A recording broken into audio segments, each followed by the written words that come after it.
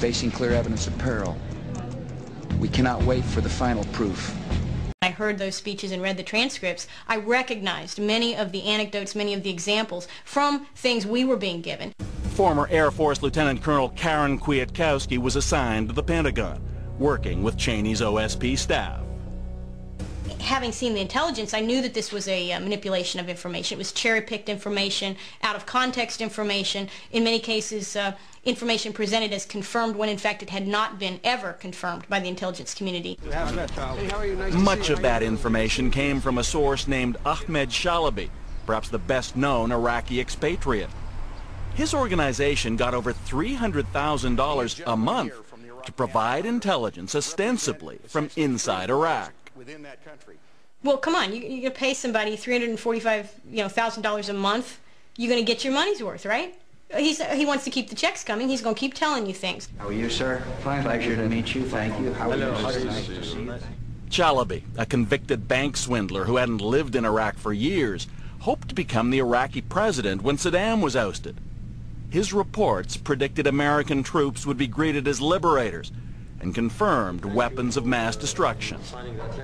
This is what allowed Iraqi National Congress, Chalabi, reports that have proven to be either completely fabricated or completely wrong, to get to the President of the United States without the proper kind of labels. And as they ordered hundreds of thousands of American forces to the Persian Gulf, the statements from White House officials were unanimous. Saddam Hussein was a nuclear threat. We cannot wait for the final proof, the smoking gun that could come in the form of a mushroom cloud. Within a 2-week or 3-week period, every senior official began to talk about mushroom clouds. How many believed it? I think most of them did. Whether George W. Bush truly believed it or not, that threat was the urgent message in his State of the Union address in January 2003. Not only had Saddam used WMD in the past, but he was actively pursuing a nuclear future. The International Atomic Energy Agency confirmed in the 1990s that Saddam Hussein had an advanced nuclear weapons development program. The State of the Union.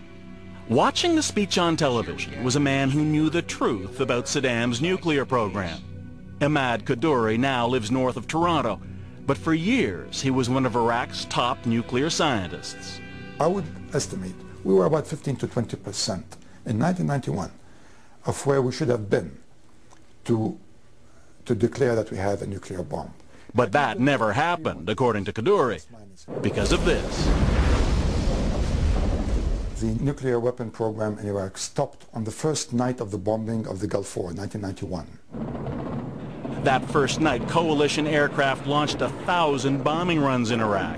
When they were finished, Saddam's dream of an atomic bomb was too.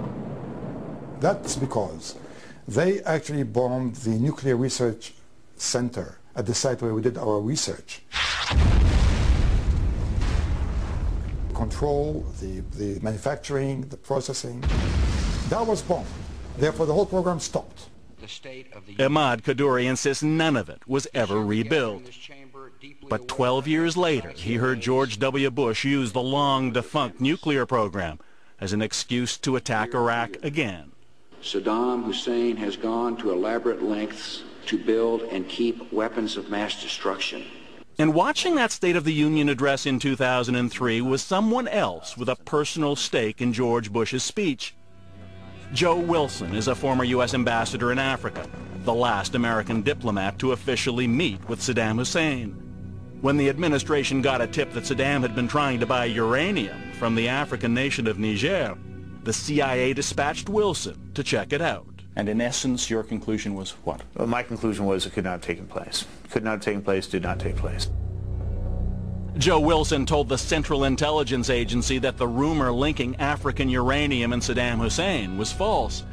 Then he heard George W. Bush say this. The British government has learned that Saddam Hussein recently sought significant quantities of uranium from Africa. It was a message calculated to sell a war. Saddam had to be stopped before he got a nuclear bomb. When you hear the president in that State of the Union address What possible explanation? Well, then it became clear to me that there had been a deliberate attempt on the part of some members of the government to deceive the U.S. Congress and deceive the American people, and indeed, given the fact that the State of the Union address is broadcast around the world, deceive the world as to the nature of the threat posed by Saddam's nuclear programs. Wilson says he tried to convince the administration to retract the statement. Then he went public himself with this op-ed article in the New York Times. He says it was no coincidence that the next week, columnist Robert Novak reported what senior administration officials had told him, that Joe Wilson's wife was an agent for the CIA.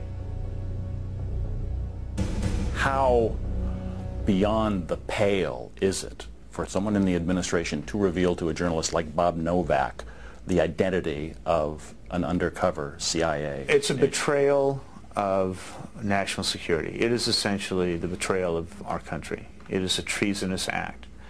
It may never be prosecuted as such, but it is an act of betrayal of the country.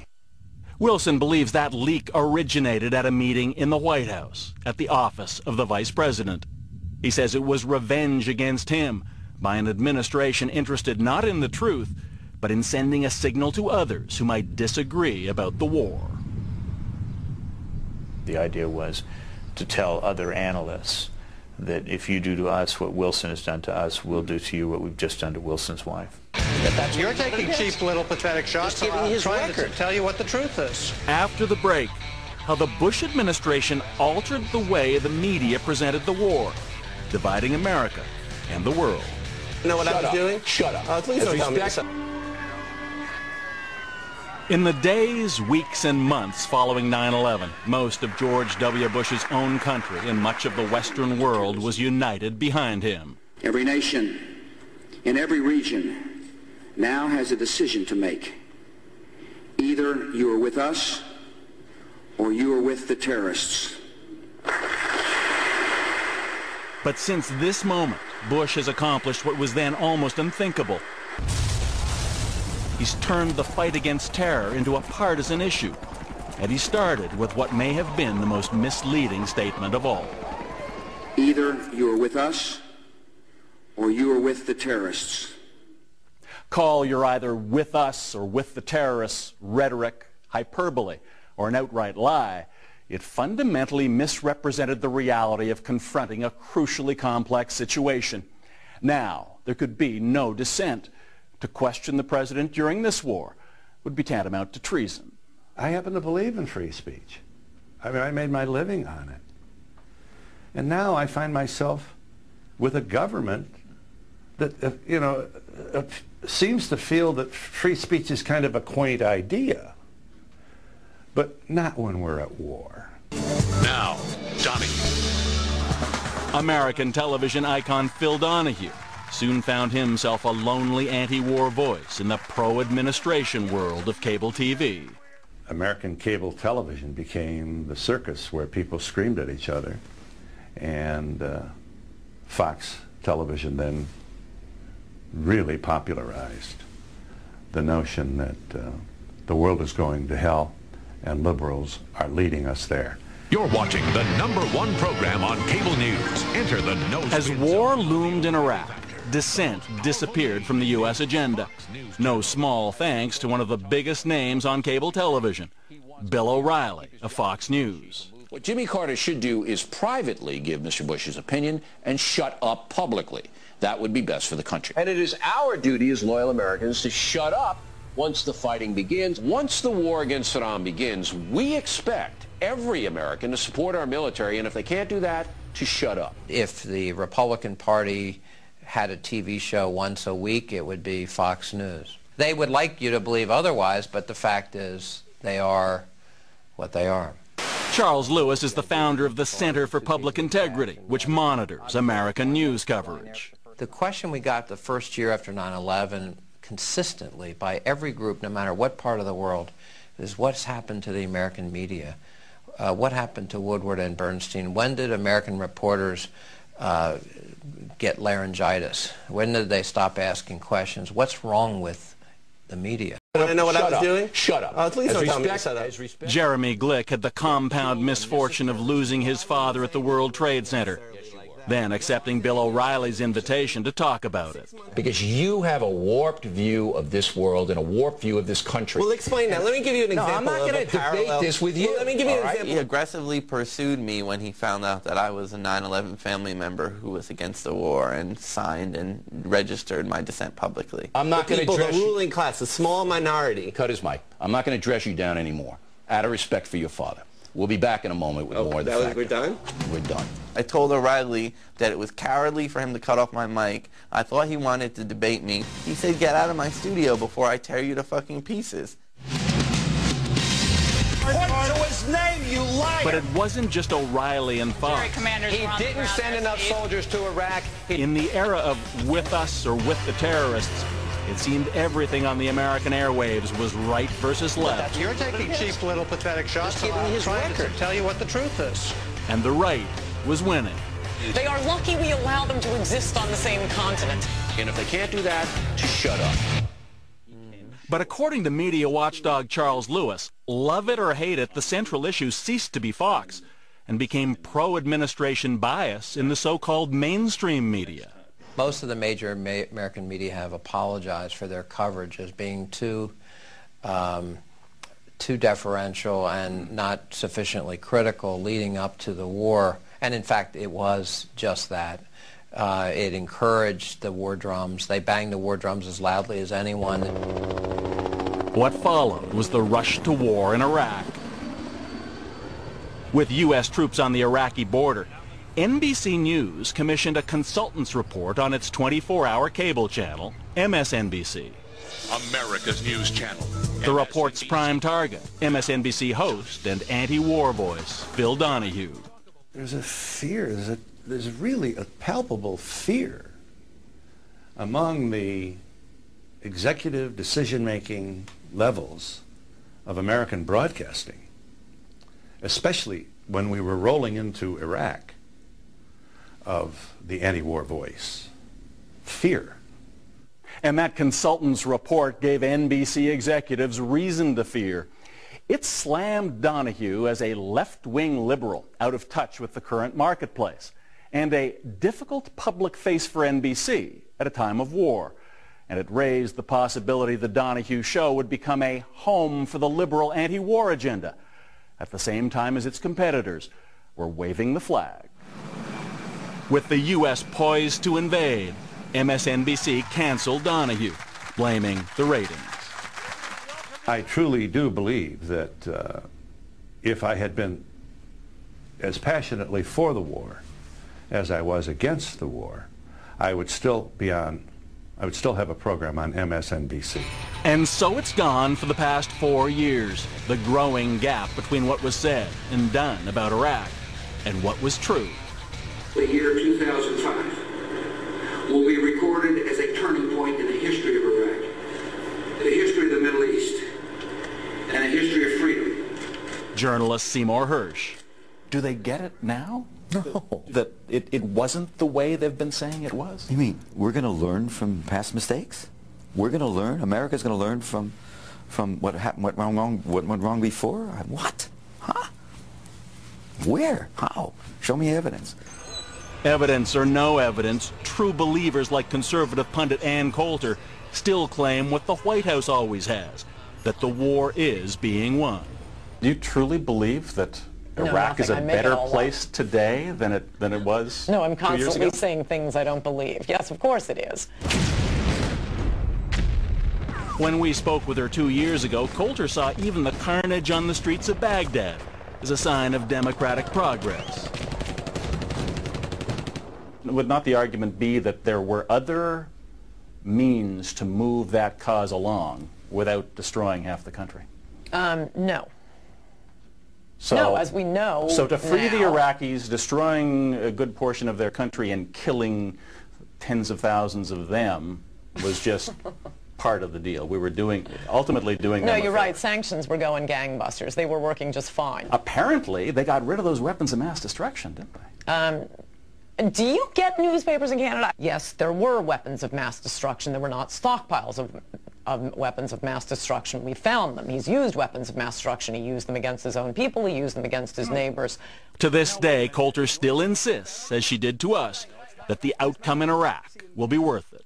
The Middle East is going to be a completely different place in 5 years, 6 years, well, soon it already is, and then we're not going to have to worry about Arabs flying planes into our skyscrapers any more than we worry about kamikaze pilots now. And Canada can stick its head in the sand, but it doesn't matter. We're making the world a better place.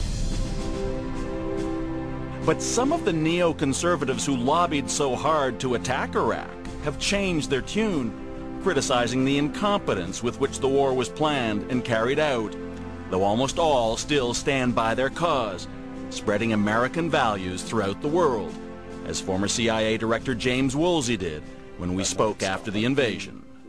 Can you understand how people in the rest of the world, or some of the rest of the world, listen now to the rationalizations of the war in Iraq, and given what was said before and what's happened there since, look on it as justification of what is still a bad idea? Sure, a lot of people are predisposed to think bringing democracy and the rule of law to the Middle East is a bad idea because they don't want to have to make a contribution to it, and because I think they want to put their head in the sand and believe that everything will work out fine. Or might think that preemptive war without consensus internationally is a bad thing? It's a traditional view. I think the president's made a good case that in a world of people like Saddam, Khamenei in Iran, Kim Jong-il in North Korea, that waiting for the associations with terrorists and the chemical, bacteriological, nuclear weapons programs to mature is an unsound view. Since our conversation, James Woolsey has conceded that defeat in Iraq is now a real possibility, that the consequences could be awful, and that if there's any hope left, as he told us, it may only be after a very long haul. I think we will be engaged in the war in Iraq for years and engaged in trying to bring changes to the Middle East for decades. As I said, this will be like the Cold War. It'll last for decades. Indeed, after just 4 years, with more than 3,000 Americans killed and unimaginable civilian death and destruction, the war in Iraq has now lasted longer than the U.S. involvement in World War II, with no end in sight, and little, if any, admission the White House ever got any of it wrong. Major combat operations in Iraq have ended. But remember this? Just 6 weeks after the invasion in 2003, George W. Bush gave a victory speech on an aircraft carrier in front of a banner that said, "Mission accomplished." Major combat operations in Iraq have ended. The United States and our allies have prevailed.